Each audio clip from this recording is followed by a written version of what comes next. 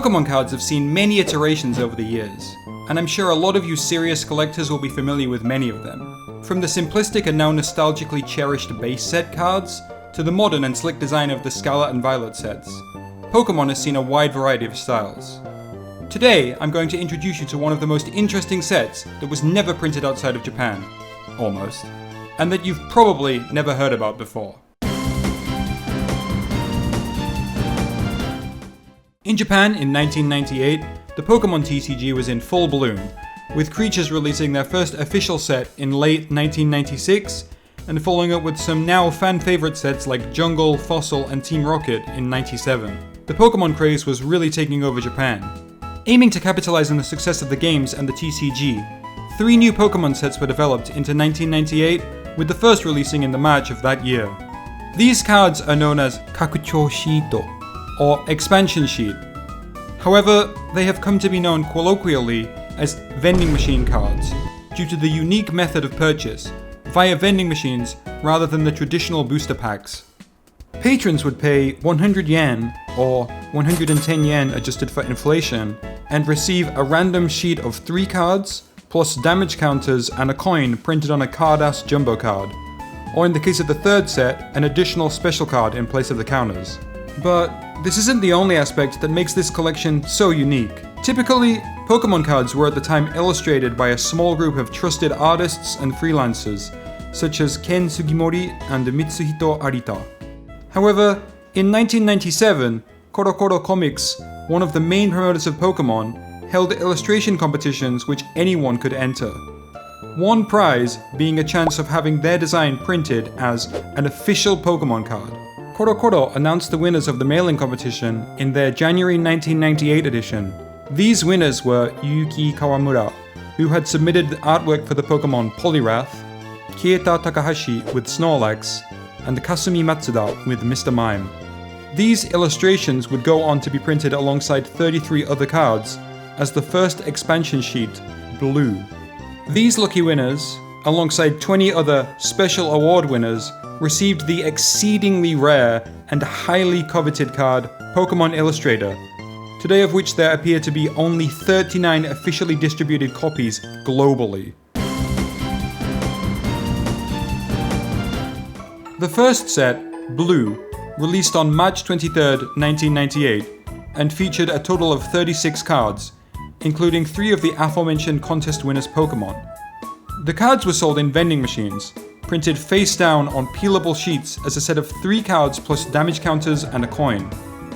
In total there were 18 different sheets of predetermined cards, split into 6 areas. Each sheet included 2 commons and 1 uncommon card.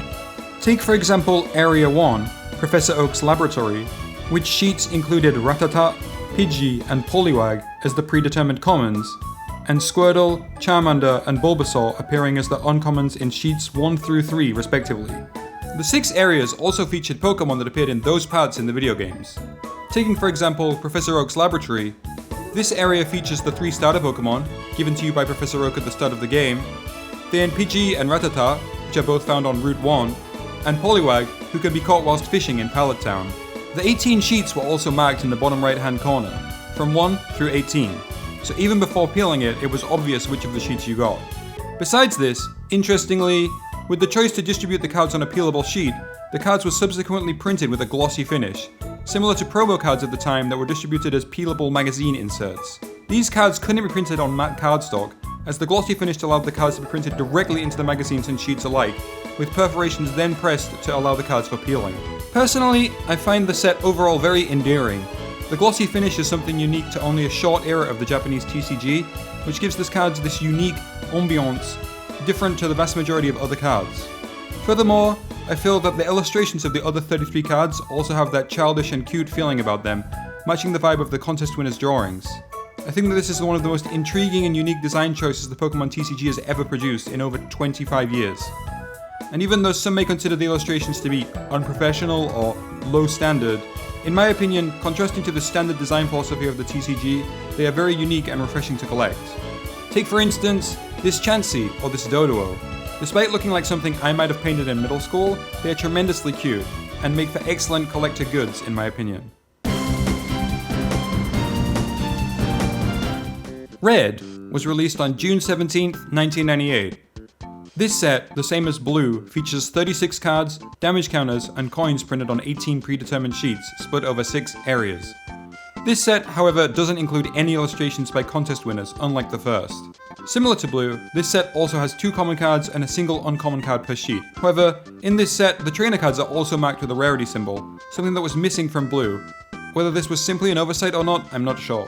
Despite this set not containing any art from former contest winners, it still contains that same sense of simplicity in some of the illustrations. Take for example this coughing or the shelter. The styles, despite lacking the technique and refinement of the usual art from this period, have the same childish and cute feeling, which again really adds to the distinctiveness of this collection. Red also contains the 3 legendary birds, and these might be my favourite card arts for each of them individually. The Articuno was in fact printed in English and distributed at the Pokemon League in July 2002. This set also contains this super cool Kabuto card, which may be one of my personal favourite artworks of all time. Just look at this little fella. The final vending machine set was released on November 24th, 1998. This set was unique from the other two for a number of reasons. Similar to the prior sets, this set was split into 18 sheets across 6 areas. However, instead of the coins and damage counters, a 4th card was included with each sheet. These additional cards were never intended for actual play in the deck, however, as all of them feature a separate back compared to all other Pokemon cards. In total, there were 17 of these unique cards, with 1 card being included twice, in sheets 16 and 17. This gives a total of 53 unique cards. Included in sheet 1 was the card The Puzzle of the Pokemon Tower. This card is one of 5 from these 17 that displays a recommended deck list, constructed by Media Factory, the original Pokemon TCG distributor. This card list states a number of Pokemon and trainer cards along with the sets that they were released in, and the energy cards required to construct the deck. If any of these decks were actually good or not, I couldn't say, but it's a cute little idea to help new players make a themed deck. The deck in this set focused on Pokemon found in the Pokemon Tower in the original game. Sheet 2 includes the card Oyama's Pikachu. This card was entirely illustrated by Koichi Oyama, one of the original designers of the TCG and art director for the game Earthbound. His card includes some interesting card text. The 2 attacks are Greetings, Be Polite, but attack when you see your opponent is unguarded, and Fake Sleep. Pretend to be asleep and attack with electricity when you see your opponent is unguarded. How sneaky. The additional information at the bottom of the card also reads, This Pikachu is pretty unattractive to its trainer. How sad for this little fella. Sheet 3 features the card 4 Prize Battle. Simply, this card is used for shorter games, so instead of putting out the standard 6 prize cards, in this game players would use only 4. Following that, Sheet 4 has the card Imakuni's Corner. Now this is probably the most nonsense card of the set, but with Imakuni that's definitely intentional.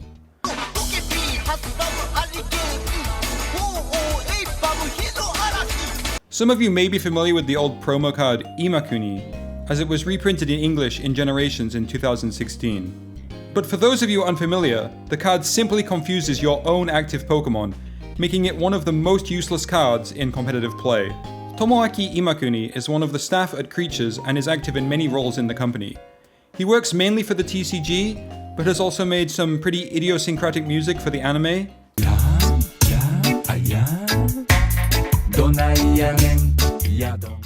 And he also appears as a character in the TCG video game and in the Pokemon manga.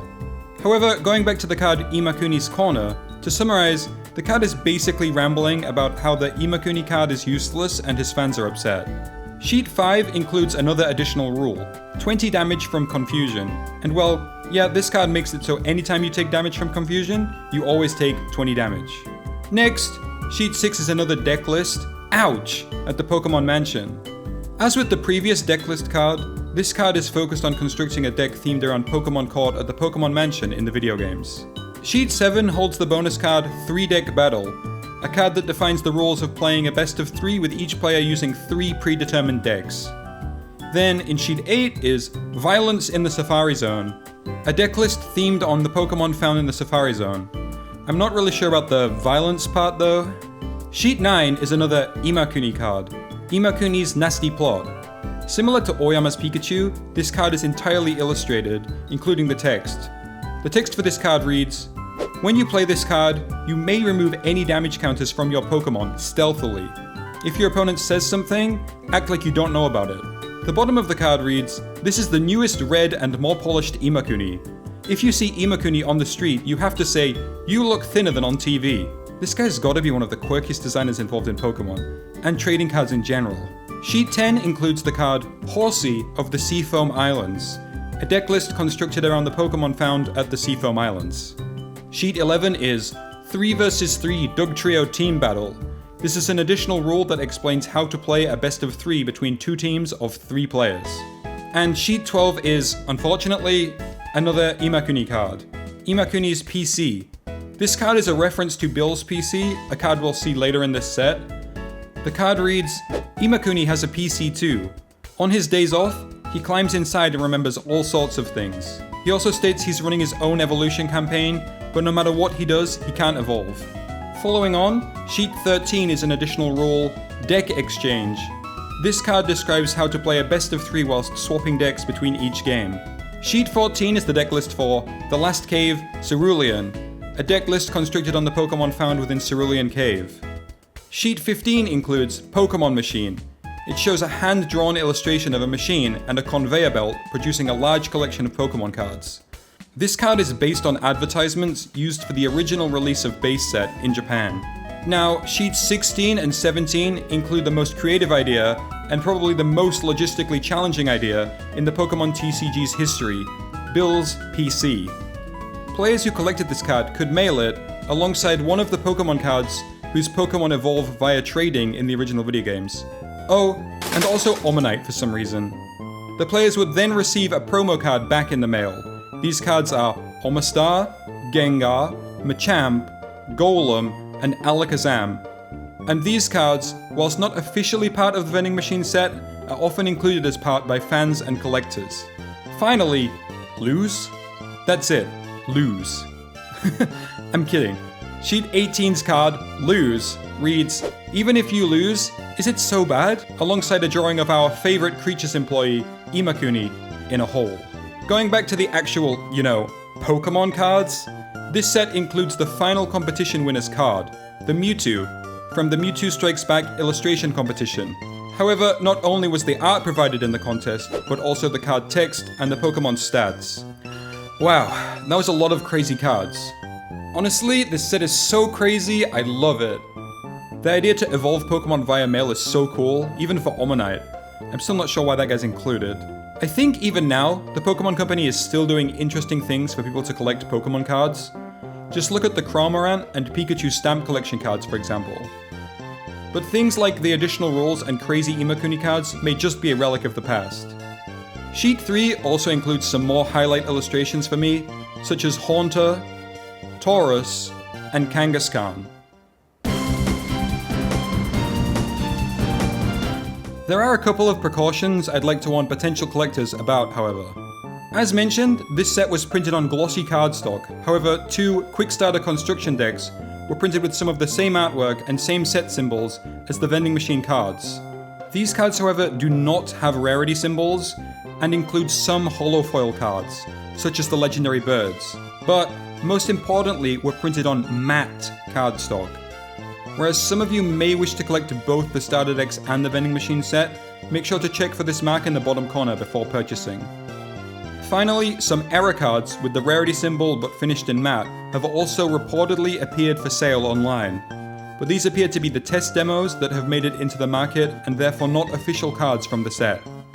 Personally, as a collector myself, I find the vending machine set one of the most fun and challenging sets to collect. This set is super creative and weird, and I just love all the cute, stupid little artworks. And I hope, one day, I can catch them all. I wanna be the very best, like no one ever was. To catch them is my real test, to train them is my cause.